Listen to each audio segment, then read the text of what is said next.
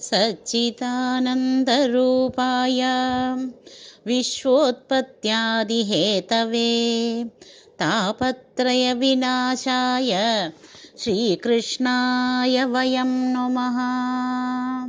सच्चिदानन्दरूपाय विश्वोत्पत्त्यादिहेतवे तापत्रयविनाशाय श्रीकृष्णाय वयं नुमः।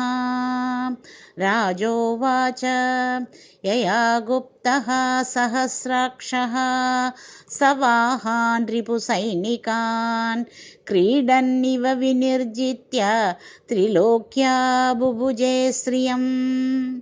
भगवंस्तन्ममाख्याहि वर्मनारायणात्मकं यथा तायिनः शत्रून् येन गुप्तो जयन्मृदे। श्रीशुक उवाच वृतः पुरोहितस्त्वाष्ट्रः महेन्द्रायानुपृच्छते नारायणाख्यं वर्माः तदिक एकमना शृणु। विश्वरूप उवाच धौताङ्घ्रिपाणिराचम्य स पवित्र उदङ्मुखः कृतस्वाङ्गकरन्यासः मन्द्राभ्यां वाग्यतः शुचिः। नारायणमयं वर्मा सन्न्यहेद्भय आगते पादयोर्जानुनोरुर्वोः उदरे हृद्यतोरसि। मुखे शिरस्यानुपूर्व्याद् ओङ्कारादीनि विन्यसेत्। ॐ नमो नारायणायेति विपर्ययमथापि वा करन्यासं ततः कुर्याद् द्वादशाक्षरविद्यया प्रणवादि यकारान्तम् अङ्गुल्यङ्गुष्ठपर्वसु न्यसेद्हृदय ओङ्कारं विकारम् अनुमूर्धनि षकारं तुर्भ्रुवोर्मध्ये नकारं शिखयादिशेद् वेकारं नेत्रयोरुञ्च्याद् नकारं सर्वसन्धिषु मकारमस्त्रमुद्दिश्य मन्त्रमूर्तिर्भवेद्भुतः स विसर्गं फटन्तं तत् सर्वदिक्षु विनिर्दिशेत्। ॐ विष्णवे नम इति आत्मानं परमं ध्यायेत्। ध्येयं षट्शक्तिभिर्युधं विद्या तेजस्तपो मूर्तिम् इमं मन्त्रमुदाहरेत्। ॐ हरिर्विदध्यान् मम सर्वरक्षां न्यस्त्राङ्घ्रिपद्मपदकेन्द्रपृष्ठे दरारिचर्मासि गदेषु चापपाशान् ददानो अष्टगुणो अष्टबाहुः।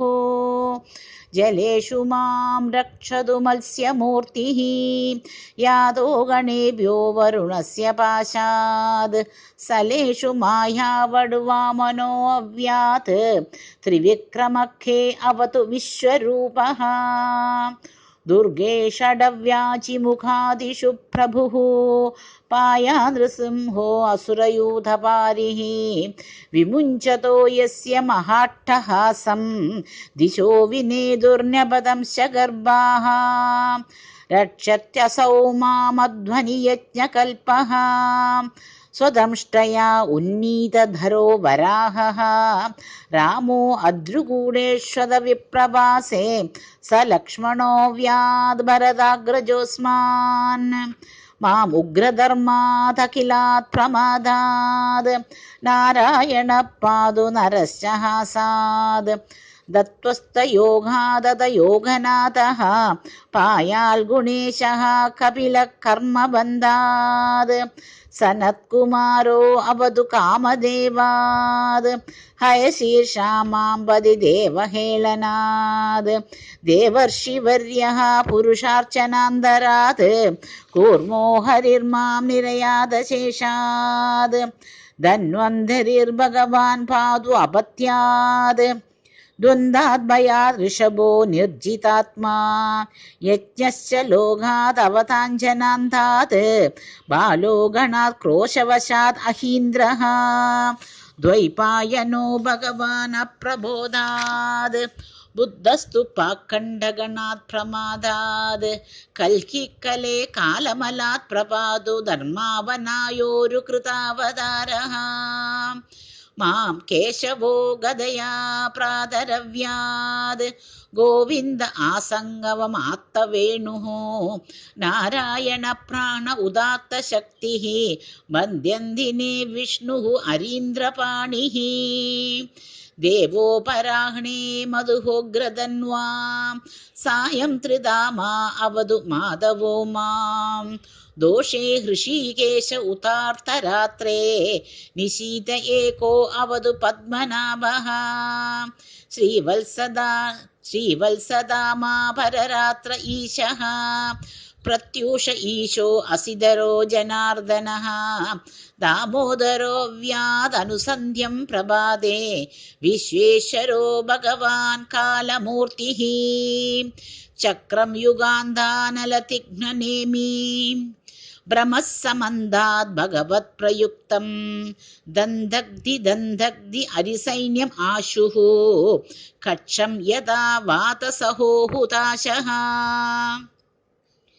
गदेश निष्पश्यन विस्फुलिङ्गे निष्पिण्डि अचितप्रयासे कूष्माण्ड वैनायक यक्षरक्षो भूतग्रहां चूर्णयारिन् त्वं यादुधान प्रमद प्रेद मादृपिशाच विग्रहग्रह घोरदृष्टीन् धरेन्द्र विद्रावय कृष्णपूरितो भीमस्वनेर्हरेर्हृदयानि कम्बयन् त्वं दिग्मदारा असिवरारि सैन्यम् ईश प्रयुक्तो मम छिन्दी चक्षुंषि चर्मन् शतचन्द्रचादयः विषामघोनां हर पापचक्षुषाम् यन्नो भयं गृहेभ्यो भूद् केतुभ्यो नृभ्य एव च सरीसृभेभ्यो दंष्ट्रिभ्यो भूतेभ्यो होभ्य एव वा सर्वाण्येतानि भगवन्नामरूप अस्त्रकीर्तनात् प्रयान्तु संशयं सद्यो येन श्रेयप्रतीपकाः गरुडो भगवान् स्तोत्रस्तोमश्चन्दोमय प्रभुः रक्षोत्तशेषकृष्येभ्यः विक्ष्वसेन स्वनामभिः सर्व आपद्भ्यो हरेः नामरूपयान आयुधानिनः बुद्धीन्द्रियमन प्राणान् पान्दुपाशदभूषणाः यदा हि भगवानेव वस्तुतः सदसच्चयद् सत्येनानेन नः सर्वे यान्तु नाशमुपद्रवाः यदैक्यात्मानुभावानां विकल्परहितः स्वयं भूषणायुधलिङ्गाख्या दत्ते शक्ति स्वमायया तेनैव सत्यमानेन सर्वज्ञो भगवान् हरिः पातु सर्वैः स्वरूपैः सदा सर्वत्र सर्वगः विदिक्षुदृक्षीन्द्वमदः समन्दाद् अन्तर्बहिर्भगवान् नारसिंहः प्रहाभयं लोकभयं स्वनेन स्वतेजसा ग्रस्त समस्ततेजाः भगवन्निदमाख्यातं वर्म नारायणात्मकं विजेष्य सञ्जसा येन दंशितो असुरयूथपान् एतद्धारयमाणस्तु यं पश्यति चक्षुषा पदा वा संसृजे सद्यः साध्वसा स विमुच्यते न कुतश्चित् भयं तस्य विद्यां धारयतो भवेत्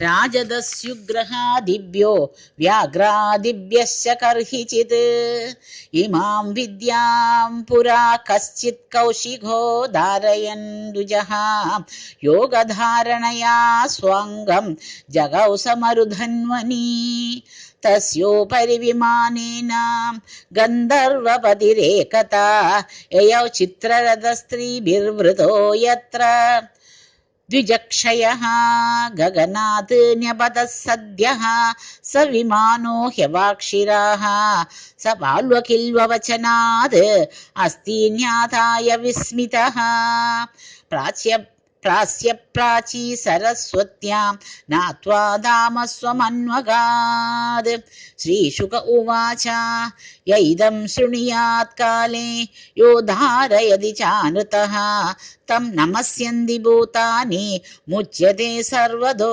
भयात् एतां विद्यामधिगतो विश्वरूपा शतक्रतुः त्रैलोक्यलक्ष्मीं बुभुजे विनिर्जित्रमुदे सुरान् न भोग्यवस्तूनि निनाकपृष्टं न सिद्धिलाभं परमीशकाङ्क्षे प्रसन्नमन्दस्मितसुन्दरं ते मुगाम्बुजं दर्शय सन्ततं मे सर्वत्र गोविन्दनाम सङ्कीर्तनं गोविन्द गोविन्द।